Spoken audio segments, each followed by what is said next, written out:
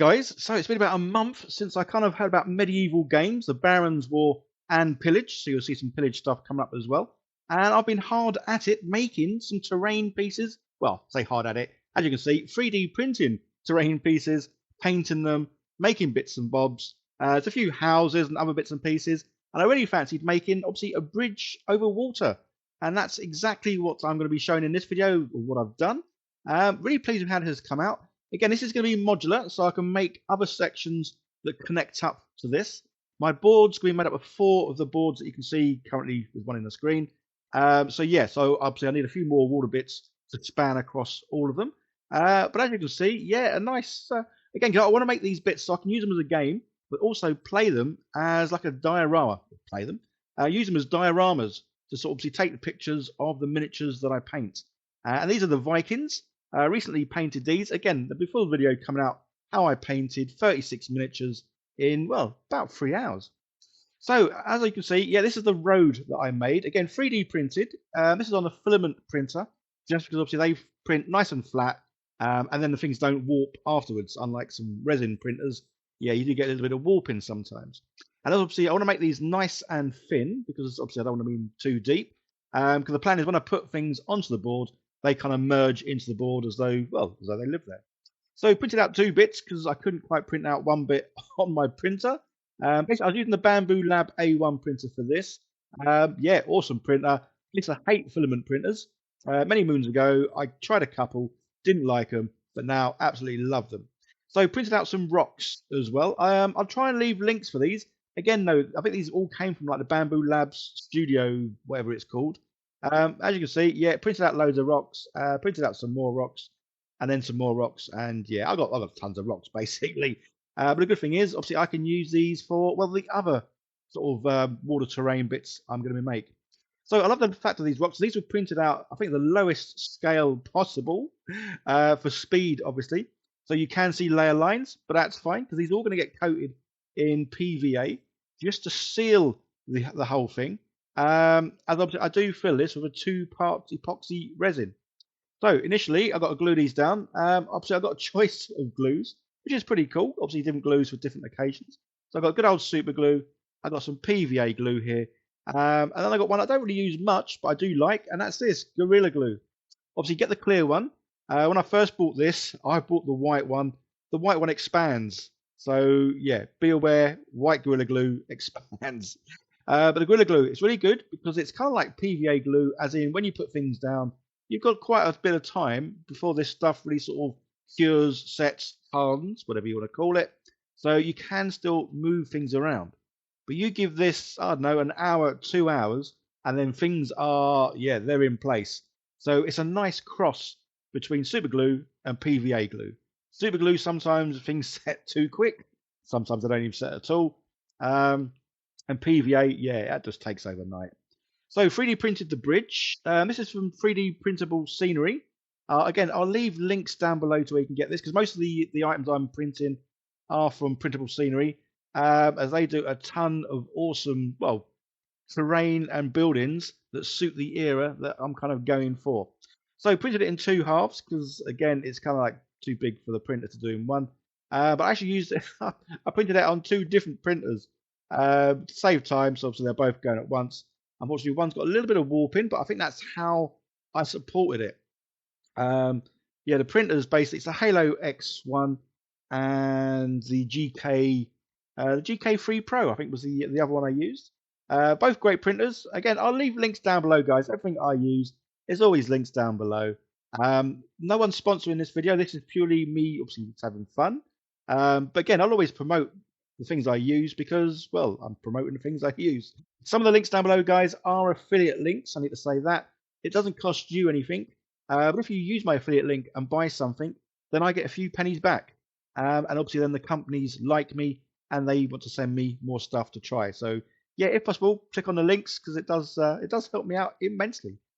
So I'm going to be gluing some more bits together. Good old greaseproof sheet underneath, just so things don't stick to my desk.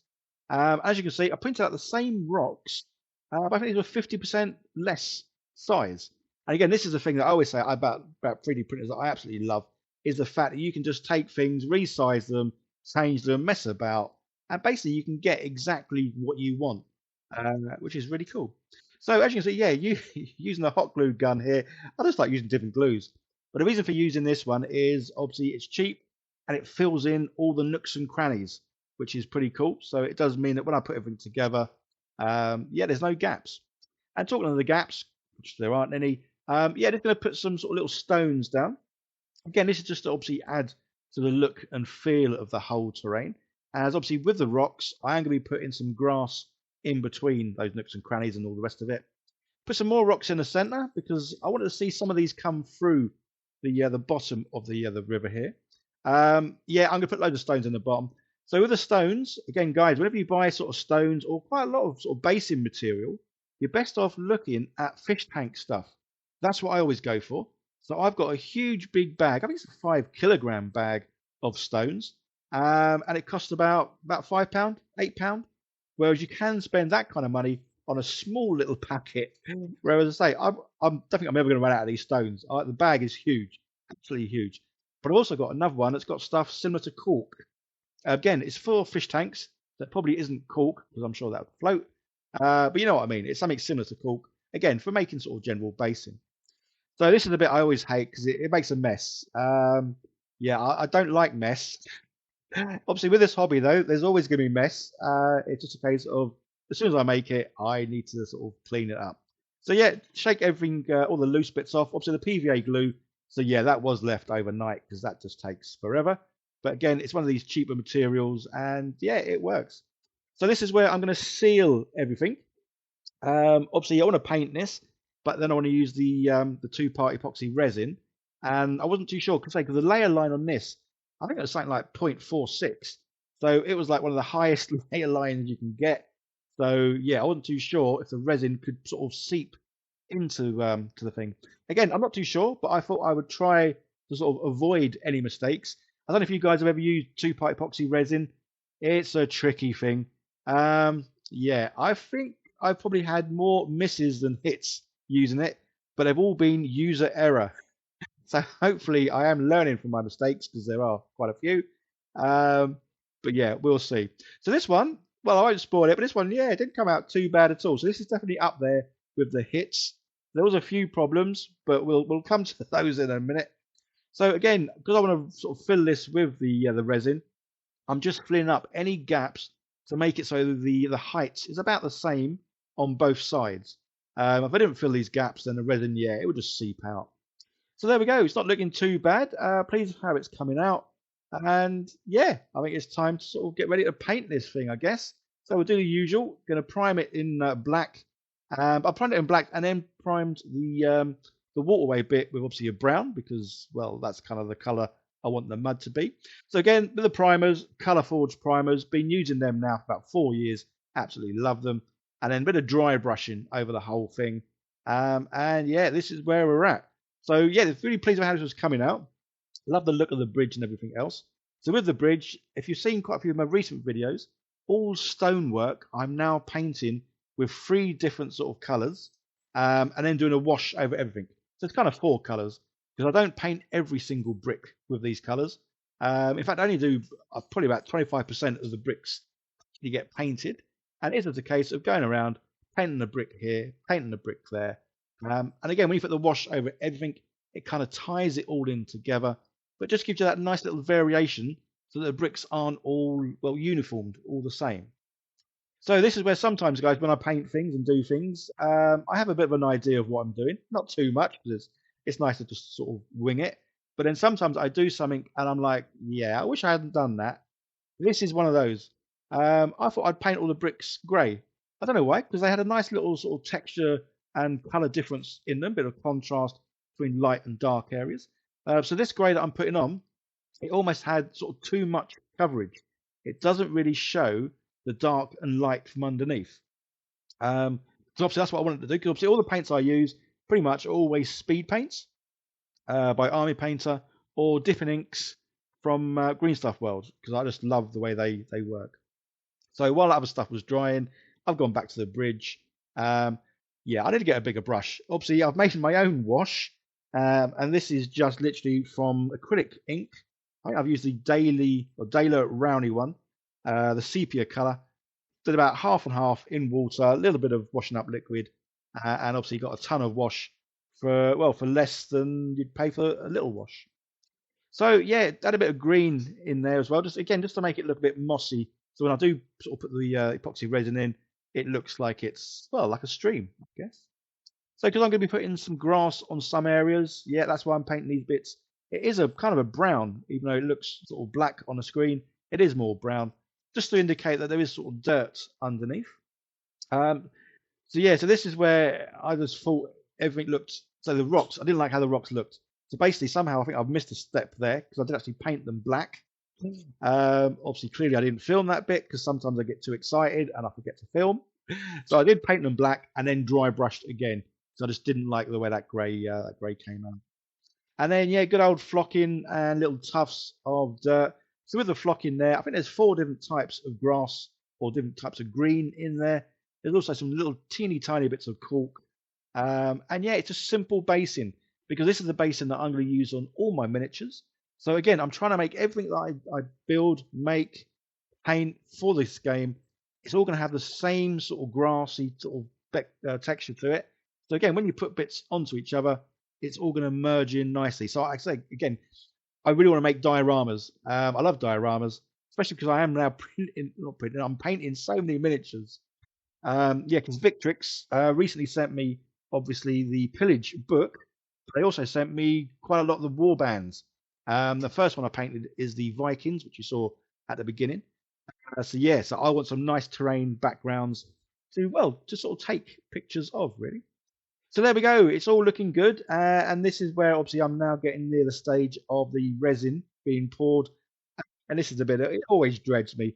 I haven't done too much. I think I've done about 4, maybe 5 builds, and then poured resin. And this is where you always have this heart-stopping moment, thinking, I spent all these hours doing all this hard work. Am I now going to mess it up with the resin? In most cases, I kind of do mess it up. But again, it's never the resin's fault. It's always user error. So this is why I like to think I learn from my mistakes, but sometimes you kind of make new mistakes.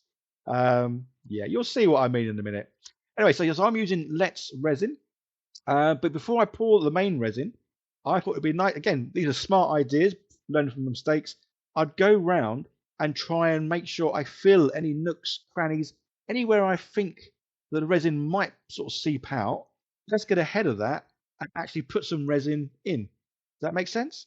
So yeah, so that's why I say Let's resin.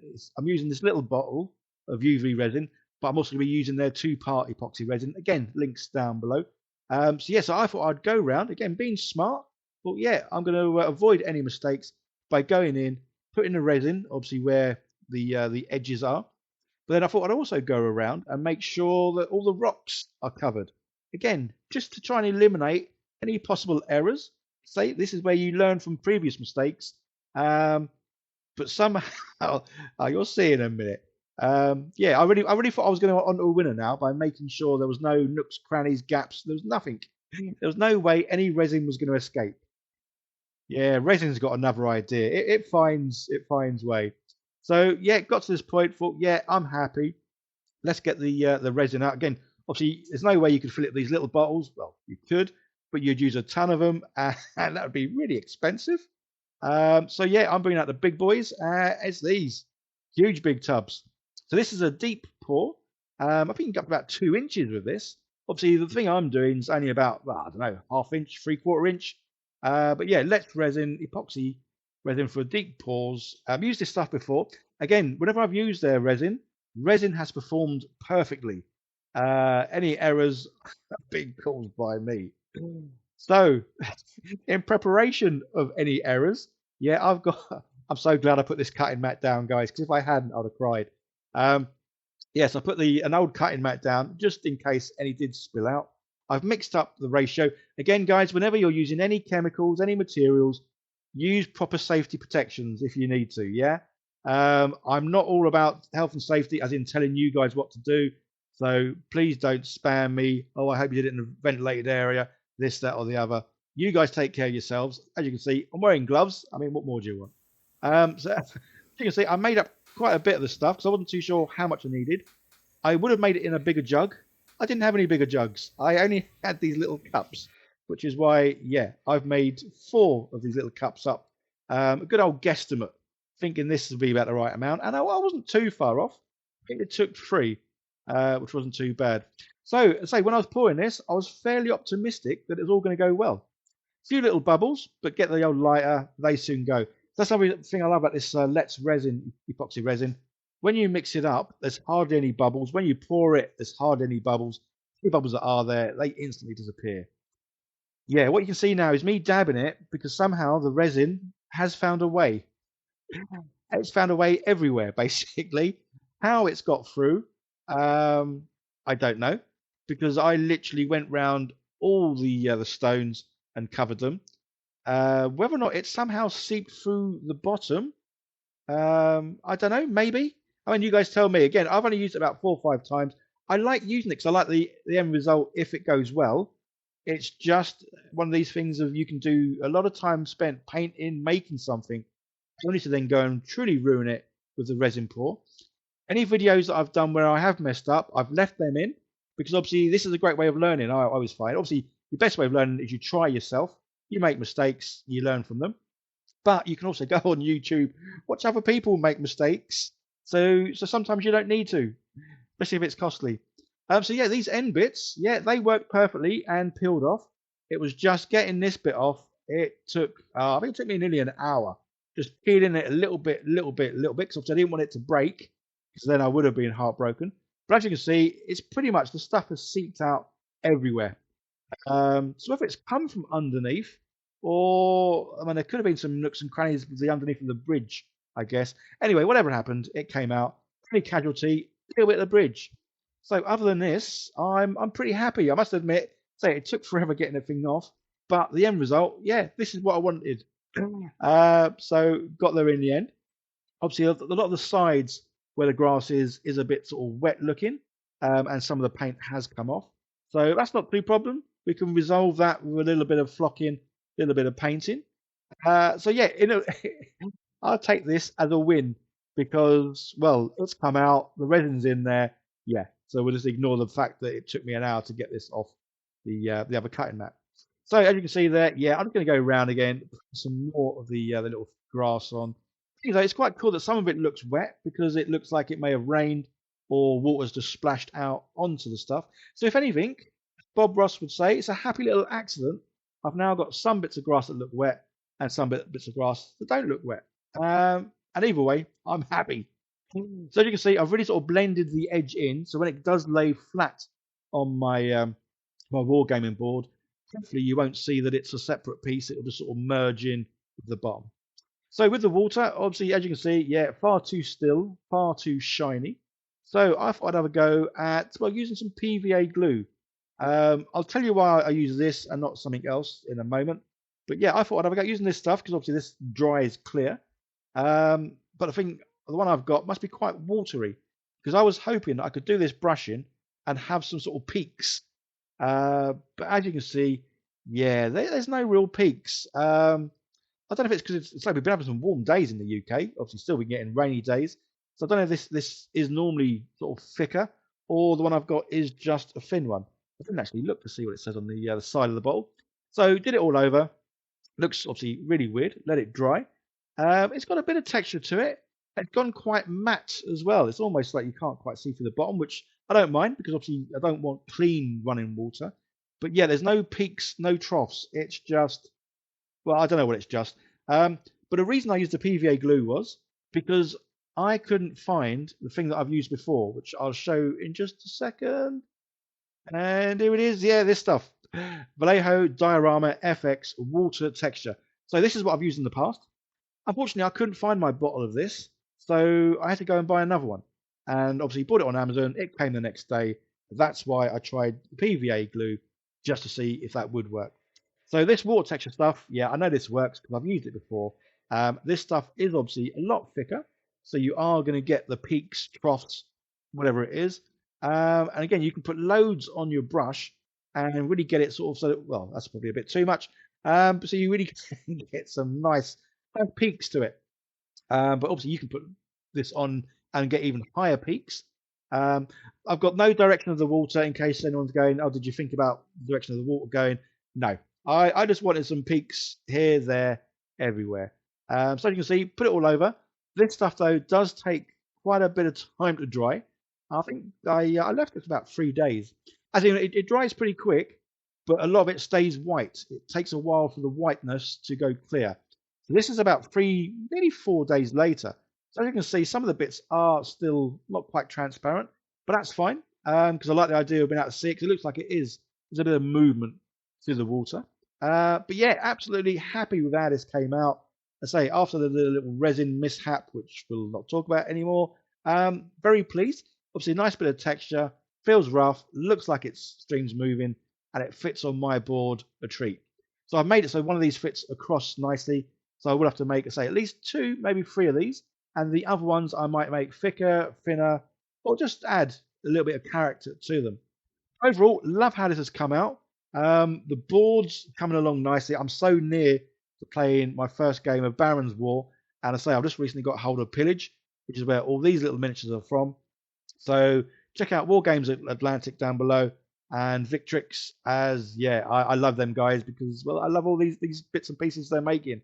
And yeah, I love the fact I can play Pillage and the Baron's War using the sort of same kind of miniatures on the same terrain. And yeah, absolutely love it. Okay, guys, hope you enjoyed the video. This is quite a long one. Although you want to see the video where I paint these Vikings, so at the moment it's at 37 minutes. I'm going to try and reduce it down, but if not, there could be a long video coming very soon. So yeah, like, share, subscribe, all that fun stuff. Video coming up at the end of the screen. Give that a click, see more of what I do. And yeah, guys, if possible, say this video isn't sponsored, well, it could be sponsored by myself, I guess. If you can share the video, that will mean so much to me. Obviously, you sharing it, liking it, leaving comments is fantastic. If you want to become a patron, yeah, by all means, become a patron. There's a link at the end. I will be the first to say I don't post very much on there, but I do appreciate everyone who sort of is a patron, as obviously, well, you're helping me to be able to continue being a big kid and doing this full time. I do try and put posts on there. I get into a routine. I do it sort of like for 2-3 weeks, and then I just sort of fizzle out. Anyway, apologies. I'm waffling. You guys have a great day, and yeah, I'll see you in the next one. You guys take care. Bye for now.